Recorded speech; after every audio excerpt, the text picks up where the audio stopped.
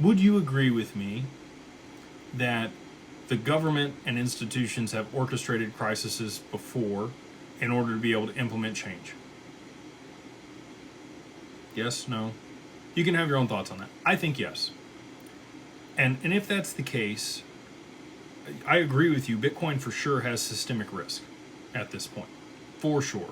Pension funds, sovereign wealth funds, almost every financial product has created some solution where there is some exposure to Bitcoin in some capacity. The ETFs have been a huge driver for liquidity moving into Bitcoin and those allocations for it to now have systemic risk. I was actually at, so there was a person over here that mentioned XDC.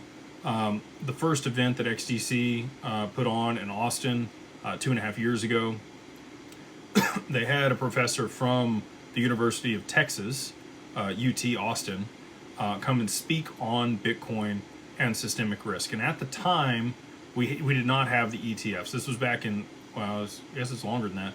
This was August of 2023. We didn't get the ETFs until January of 2024. At the time, Bitcoin really didn't have systemic risk. There was exchange risk, right, like in crypto market risk, but we really didn't have allocations from institutions. At this point, and to this gentleman's question, they absolutely do. That there's call it 5% of the supply is held in the ETFs by just MicroStrategy and BlackRock, and there's other ETFs also, right? So all that being said, if you wanted to implement a reason for back-end settlement of the stock market to move to T+0, the only way to really do that and force that narrative would be to be able to de-risk from Bitcoin, because the rest of the stocks are fine. Like, they don't have to be tokenized. They can trade T+1 in the settlement between the clearinghouses and the brokers, and we've seen that break a couple times.